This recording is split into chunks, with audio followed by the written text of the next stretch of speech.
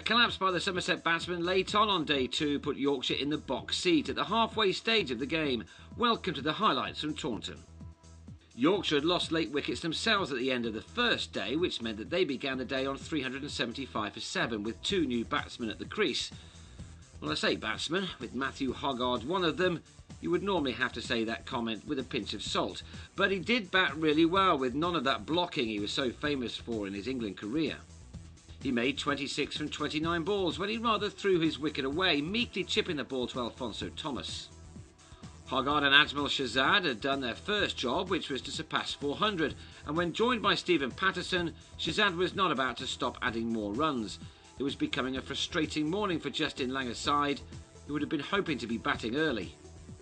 They took a step closer to that aim when Patterson fended poorly at a ball from David Stiff and was caught behind for 8.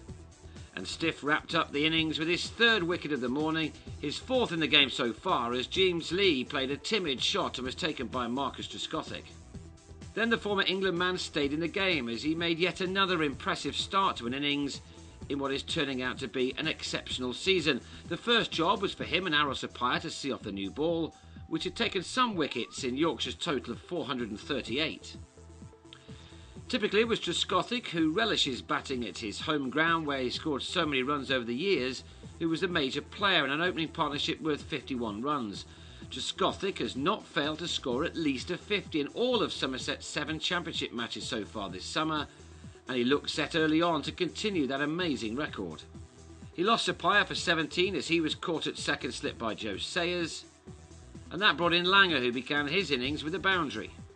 Meanwhile, Trescothick was firmly moving into his sizable stride, and the warning signs were there for the Yorkshire bowlers that he was in one of those moods when he simply wants to devour runs. But Yorkshire were on top when Patterson struck early in the second session, as he got one to nip back to trap Langer in front for 4 at 64 for 2. Then the crowd, enjoying the sweltering Somerset heat, were treated to something hotter from James Hildreth, as he and Trescothick added 80 runs in just 10 overs to deflate the buoyant Yorkshire bowlers. Hildreth seemed to have forgotten that the county had taken a break from the T20 Cup. He was playing magnificently, smashing the ball to all parts of the ground. He really did look in prime form, and although he was only at the crease for 38 balls, he hit 11 of those to the fence. It was a scintillating counter-attack from a super talented batsman. Trescothick was just able to beat him to his half-century in spite of the head start and his own fluency.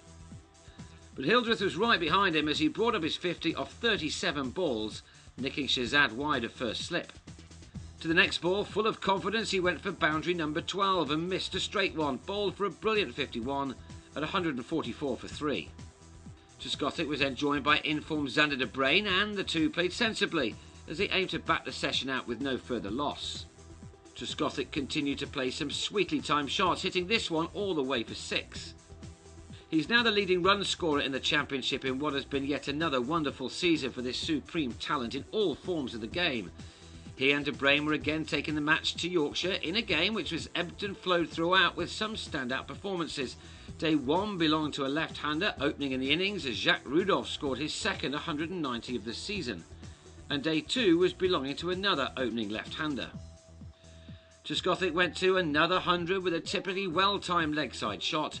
It was another superb innings from a man who wants so much to see his county win the championship for the first time.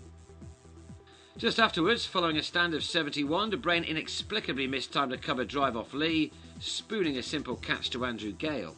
Somerset's batting just keeps on coming though. Up next was Craig Kieswetter, another having a superb season as he pushes for an England spot after qualifying next February. He's shown what he can do with the bat already this season, and when in the mood, he's just about unstoppable. With Trescothick doing an impression of a Duracell battery at the other end, Somerset would still have been confident of getting close or even passing Yorkshire's total. But at 277, still 161 runs behind, Kieswetter was bowled by Shahzad for 28, and it was the moment which turned the game Yorkshire's way. 10 runs later, Hoggard sent back Peter Trigo, leg before for 7, and the visitors were definitely on the up. Thomas tried to stick it out with Trescothick to give the unsurprisingly tiring batsman some support going into the final overs of the day. Thomas couldn't help out though, as Hoggard drove home the visitors' advantage by having him caught down the leg side for 13. 2 runs later, at 315, Trescothick's long innings was over as he offered Lee a return catch on 146. He'd batted nearly 5 hours in the heat and faced 223 balls. If that wasn't enough for Yorkshire, Hoggard then bowled Andy Caddick for a single to end the day with 4 for 82, with Somerset on 326 for 9.